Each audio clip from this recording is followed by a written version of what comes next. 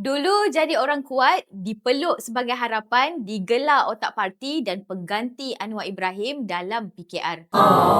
Namun pada 17 Mei 2026, seperti yang dijangka, Rafizi Ramli membuat pengumuman pentingnya iaitu akan menghidupkan kembali Parti Bersama Malaysia PBM bersama-sama Nik Nazmi yang juga Ahli Parlimen Setiawangsa. Sorry, sekarang bekas Ahli Parlimen.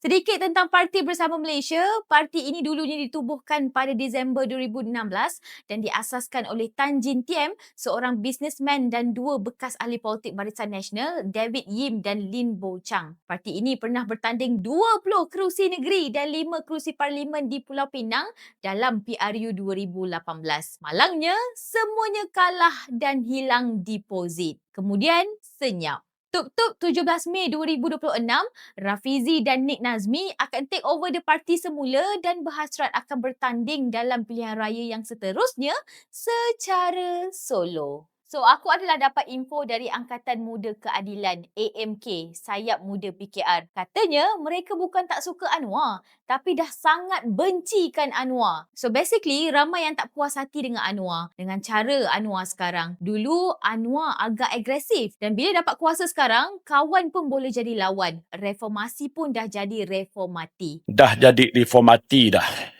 PKR bukan lagi jadi rumah realistik dan boleh dipercayai. Seorang demi seorang pemimpin dalam PKR keluar dari parti yang dah tak macam dulu ni. Antaranya, Ketua Cabang PKR Tuaran Razif Rakimin dan baru-baru ini seramai 21 ahli jawatan kuasa PKR Cabang Shah Alam bersama sebahagian besar pimpinan meletakkan jawatan serta-merta. Apa sudah jadi ni PKR? So back to Parti Bersama Malaysia. Personally, aku rasa parti ni setakat nak ajak orang Melayu berpecah belah je lah. Orang kata buat pecah undi. Dulu kesian, pengundi beratur panjang-panjang, berjam-jam nak balik Setiawangsa, balik Pandan nak undi diorang. Akhirnya, kerusi dikosongkan macam tu je. Hanya sebab kalah pemilihan parti. Dan dengar-dengar akan ada pilihan raya kecil Pandan dan Setiawangsa. Dan Rafizi dan Nik Nazmi akan bertanding di bawah partinya PBM. Baguslah kan? Kalau setakat nak keluar kat podcast-podcast je, baik tak payah buat parti baru kan? Kenalah masuk bertanding. Dan sekarang, Parti Bersama Malaysia tengah mencari-cari ahli-ahli baru,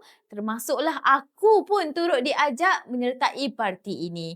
Dan katanya dalam tempoh 4 hari pun dah lebih 16,000 ahli yang join PBM ni.